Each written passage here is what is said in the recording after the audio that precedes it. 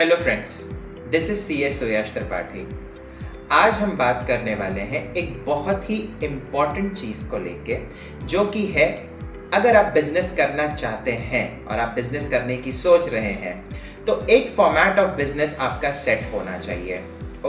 बहुत सारे फॉर्मेट्स हैं बिजनेसेस करने के लिए, जैसे फॉर एग्जांपल सोल प्रोप्राइटरी है, वन पर्सन कंपनी है, प्राइवेट लिमिटेड कंपनी है, पार्टनरशिप फर्म्स हैं, LLP है।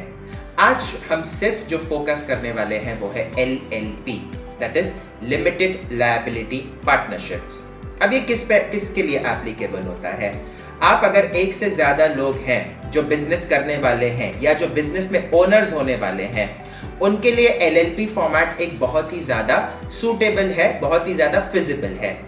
It's a kind of a partnership firm only. जैसे कि जो पार्टनरशिप फर्म, जो ट्रेडिशनल पार्टनरशिप फर्म चलते आ रहा है 1932 में, वो आज भी एप्लीकेबल है। यहाँ पर LLP एक नया कॉन्सेप्ट सरकार ने लेके आए हैं इन द ईयर 2008। अब यहाँ पर होता क्या है कि जो पार्टनर्स की लायबिलिटी होती है वो हो जाती है लिमिटेड। फॉर एग्जाम्पल, अगर कंपनी ने, फर्म ने लोन लिया हुआ है और अगर वो लोन चुकता नहीं कर पा रहे हैं, ओके, तो इस केस में क्या हो जाएगा, जो कंपनी के बैलेंस शीट में जो जितने एसेट्स रिफ्लेक्ट हो रहे हैं वही खाली रिकवर कर सकते हैं हमारे lenders for the purpose of recovering their loans. वहीं पर अगर आप पुराने ट्रेडिशनल पार्टनरशिप फर्म्स के प्रोविजंस पे जाते हैं, वहां पर जो लायबिलिटी है वो है अनलिमिटेड लायबिलिटी। इसका मतलब ये है कि जो हमारे लेंडर्स हैं, अगर मैंने किसी बैंक से लोन लिया हुआ है और अगर मैं लोन चुकता नहीं कर पा रहा हूं, तो इवन बैंक मेरे घर पे आके मेरे पर्सनल एसेट्स को भी लेके जा सकता है for the purpose of recovery. तो LLP फॉर्म करने के लिए सबसे पहले आपको ध्यान में क्या रखना है? आपको एक अच्छा खासा एक नेम सेलेक्ट करना है, और वो नेम ऐसा होना चाहिए कि जो कि किसी और कंपनी ने यूज ना किया हो, ना ही किसी ने उसके ऊपर ट्रेडमार्क लिया हो। उसके बाद मिनिमम 2 पार्टनर्स की जरूरत है। दोनों पार्टनर्स के बाद पास एक DPIN नंबर होना चाहिए। DPIN is designated partner identification number.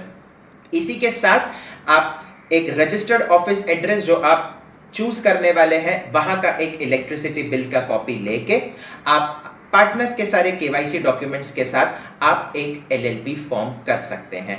ज्यादातर इसका जो प्रोसेस है वो है 15 to 20 डेज के अंदर आप ये पूरे आपको LLP का सर्टिफिकेट ऑफ इनकॉर्पोरेशन आपको बन के आ जाएगा। और ये जो लाइसेंस आपको मिलेगा, ये लाइसेंस हमें मिलता है from ministry of corporate affairs. इसके बाद हमें पार्टनरशिप डीड बनानी पड़ती है, जिसे हम LLP डीड कहते हैं।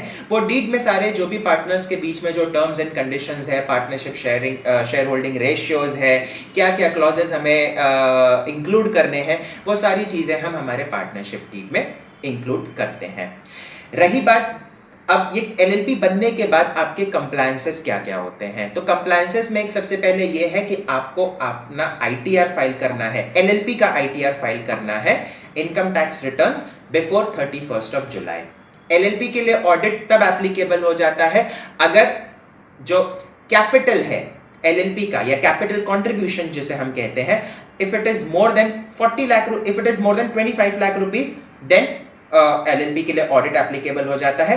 या तो टर्नओवर अगर मोर देन 40 लाख रुपीज है तो LLP के लिए ऑडिट एप्लीकेबल है।